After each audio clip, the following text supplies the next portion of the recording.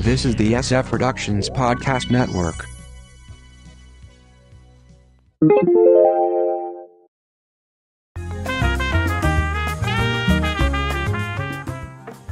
The fall preview's here! The fall preview's here! Woo! From the Pop Culture Bunker, I'm Mindy. And I'm Mark. You can check out our audio podcast, How I Get My Wife to Read Comics, on iTunes or on our website, sfpodcastnetwork.com. It's September, which means it's time for the annual tradition, New Fall TV. Yes. Now, it used to be that the fall TV premiere season was signaled by the TV Guide fall preview issue. Right. Now it's pretty much the Entertainment Weekly. Yeah. TV Guide lost the race a while back when they decided they didn't actually have to put the guide part in anymore. So, premiering new TV shows in the fall really goes back to the 1950s, because it was the new model year for cars, at least back then. Right. And the TV industry is nothing if not bound to tradition. Yes. So they do it this way every year. Mm-hmm. And of course, broadcast and cable have now been joined by streaming services. Which you wouldn't even expect to have a preview, a season. Right. And there's really only one or two new streaming shows that just happen to be coming out at the same time. Mm-hmm. So let's start with Sunday night. Ooh, Sunday night. A couple new shows. Most of the schedule remains the same. A couple changes, especially over at Fox, where the animation domination block has finally been broken out. Oh. So you've got The Simpsons, and then you've got Brooklyn Nine-Nine after that. Wow, that's kind of weird. Yeah, and then Family Guy, and then a new show we'll talk about in a second.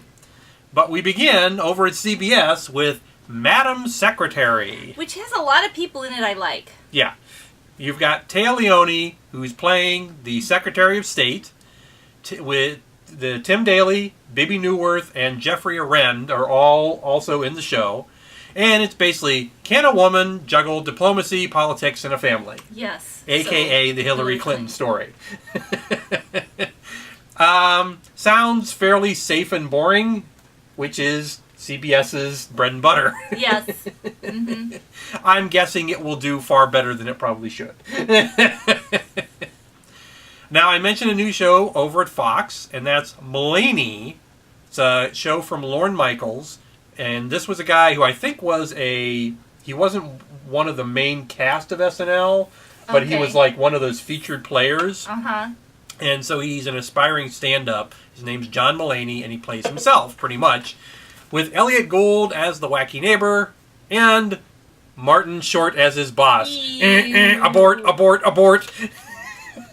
I can't stand Martin Short. Yeah, and I doubt this is going to be on the air for long. Well, with Fox breaking up the animation shows, I Right. don't think that's going to work.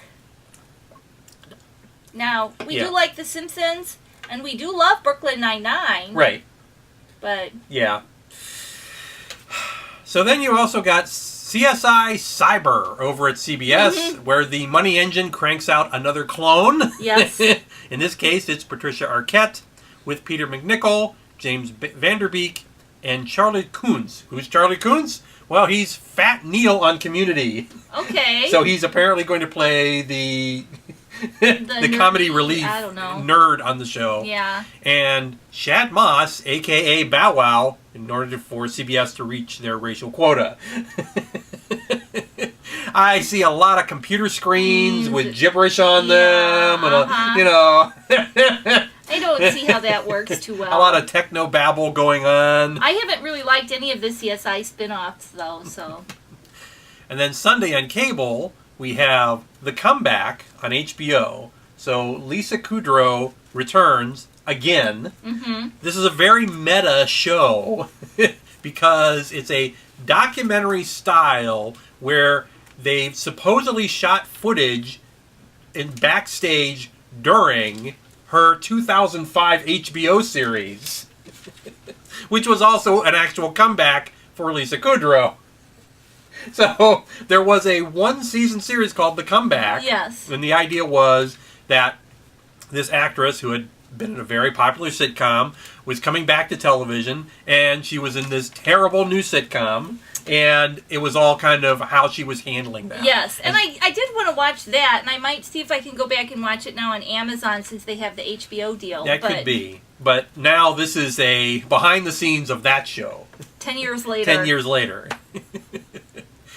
There's also The Affair at Showtime with Joshua Jackson from Fringe. Mm-hmm. And it's different views of a romantic affair.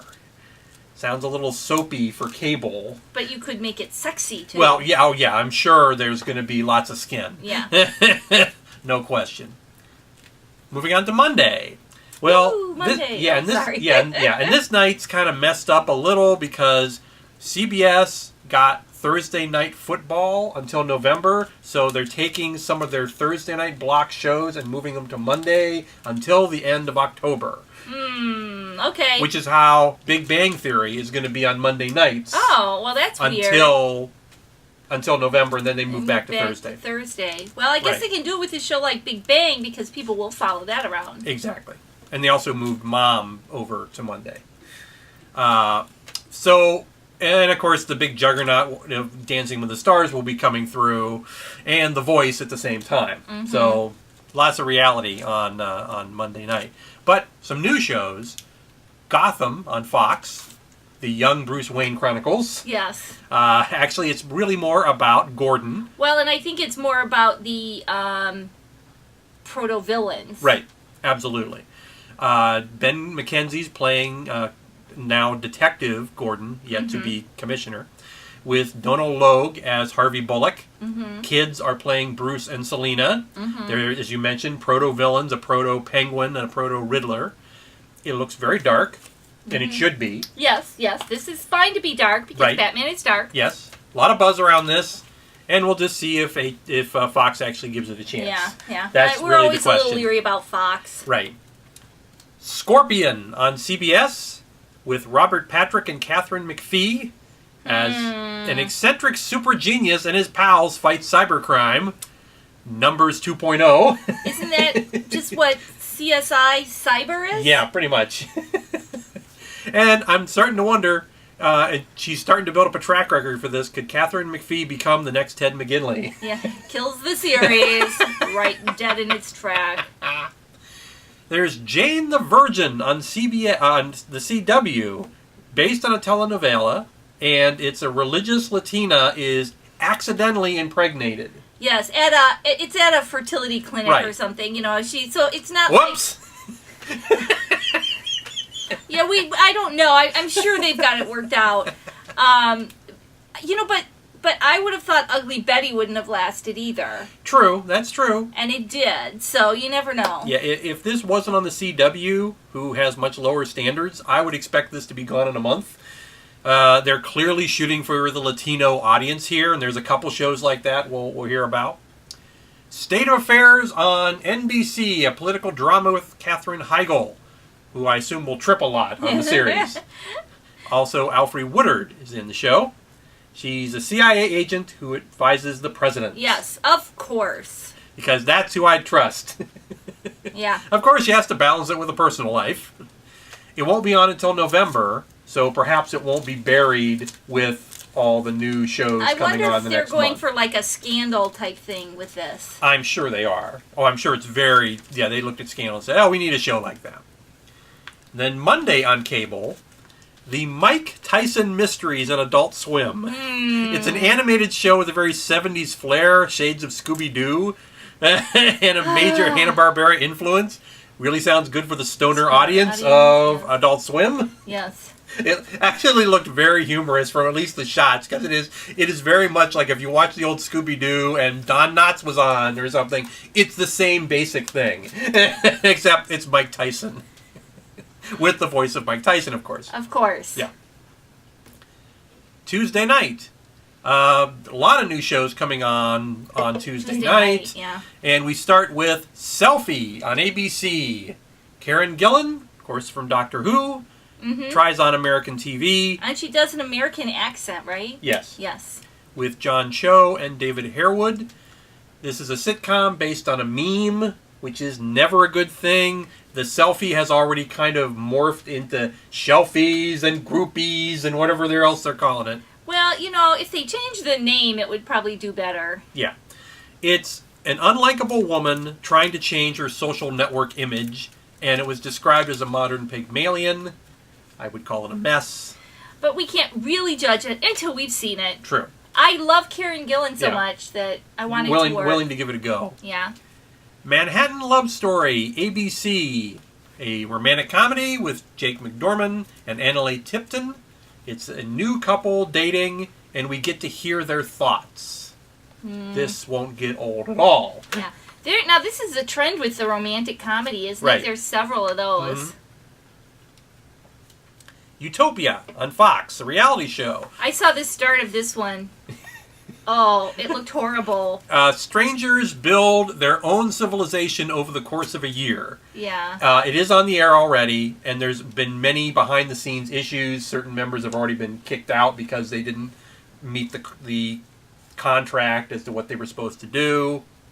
Bit of a disaster for Fox, and unfortunately, because they're doing it over the course of an actual year, it's like there's going to be some episodes, and then they're going to go away, and then there's going to be some episodes, and it's going to go away, and then we're going to come back. So they've got a whole year of having to deal with this. The Flash, CW. DC's Scarlet Speedster gets another series. Of course, the last one was in 1990 to 91. It is a spin-off from, of course, the Arrow series. Yes. And Barry Allen, a.k.a. Grant Gustin, was already introduced on that show. It looks like a lighter series than The Mothership, which is probably a good thing. But Felicity's not going to be on it, is she? She's going to Is she apparently gonna- guest. Okay. And John Wesley Shipp, who was the last Flash in the 1990 and 91 series, will play Barry's father. And Candace Patton plays Iris West. We're going to see the Rogues very quickly, they're saying. Really looking forward to this one, because we do enjoy Arrow, which really kind of morphed from a standard CW show to, to a much more interesting series. Yes. And it's the same creative team, of course. NCIS New Orleans on CBS, because the network threw a dart at the map, and they hit Scott Bakula. Yeah. And sprinkled on some procedural drama helper. I have to say that I did not like the backdoor pilot for this on NCIS. I do like NCIS, you Right. know. I watch it sporadically. I usually save up a bunch of episodes and watch them all at once. But it seemed to me like everybody had a fake Southern accent and, And CCH Pounder and Zoe McClellan also star. Marry Me on NBC. That one always reminds me of Maybe from Arrested Development. Yeah. Marry Me! Marry Me. Casey Wilson from Happy Endings meets Ken Marino from Children's Hospital and Wackiness Ensues. Tim Meadows also stars. I think the show can work if NBC doesn't toss it around the schedule 50 times. Yeah, I like Casey Wilson. Yeah, absolutely. Yeah, we really liked Happy Endings, but yeah, we'll have to see. Forever, ABC, from our high concept file. New York City medical examiner has a unique perspective on the dead because he's immortal. I think this is like in response to Sleepy Hollow's unexpected success. Absolutely. Iowan Griffod and Elena de la Garza star with Judd Hirsch as the irascible Jew. So, I wouldn't have expected Sleepy Hollow to be as good as it was. Right. So, I would be willing to give this a chance just to see. Not sure, but maybe. Yeah. Okay, Mark, we're about halfway through the week now. Maybe we should stop and come back in our next episode. That's a good idea. So, from the Pop Culture Bunker, I'm Mindy. And I'm Mark. Thanks for watching.